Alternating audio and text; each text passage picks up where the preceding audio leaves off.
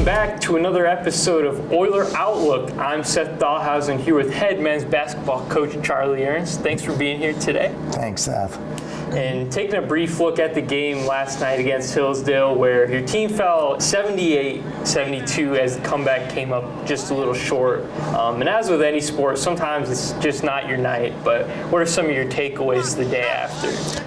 Well, I mean, it's disappointing the way the first half played itself out. I mean, I didn't think we had the energy and the physicality, the discipline, really all those factors. And when things go wrong, it's never any one thing. It's a combination of things. And, with 5 minutes into the game, it was a tie game. And really, even 10 minutes into the first half, I think maybe we were down by a couple points. But the last 10 minutes of the first half was a struggle. We had some short possessions and then some breakdowns on defense. They executed their offense at a very high clip, and we found ourselves sort of chasing them from behind, and things snowballed on us awfully quick. And normally when you play Hillsdale, that doesn't happen because it's normally a low possession game, but we gave up some easy ones in transition.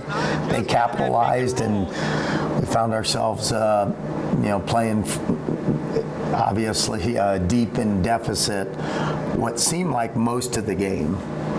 Sure, and of course time's not a luxury at this time of the season, and you only have one day to kind of regroup for a big rematch at Lake Erie tomorrow. And how do you put like a tough loss like yesterday behind you and find success tomorrow? Well, fortunately or unfortunately, this is not the first time we've been in this predicament. I mean, a week ago, we lost a tough home game to Lake Erie and then had to turn around and play Ohio Dominican. Earlier this year, we had a similar situation. So we've been in this predicament several times. And, it's the nature of this league. And I know I've mentioned it on these broadcasts several times. I've never been a part of a league that has as much parity as our league does. I mean, every night, the results reflect that. And, so there's a lot of teams in our league that have to do this. We've been able to respond. We have some resiliency with this team. It's disappointing. And as a coach, when you have one day, do you focus more on what just happened, or do you focus more on what's in front of you? And I think that's always the challenge. Typically, we don't have really any other choice but to focus on what's in front of us. You do a short recap, and then you move on, and that's really what we're going to do. For sure, and I know one thing we've kind of been seeing recently is some different lineups and some different looks from your team, and I know some of that has to do with some guys being unavailable, but is that something we are going to continue to see on this road trip and beyond? Yeah.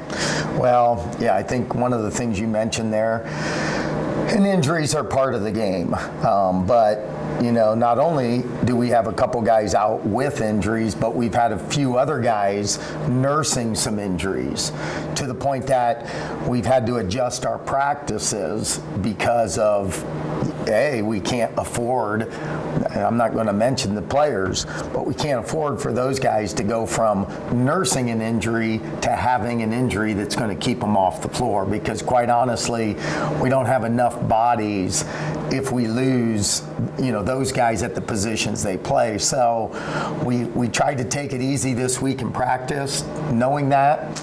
But I think in doing so, I thought it showed in the first half. You hope that you're saving your juice for game time, but all of that being said, I think to answer your question, I mean, we evaluate our personnel all the time, and every year's different.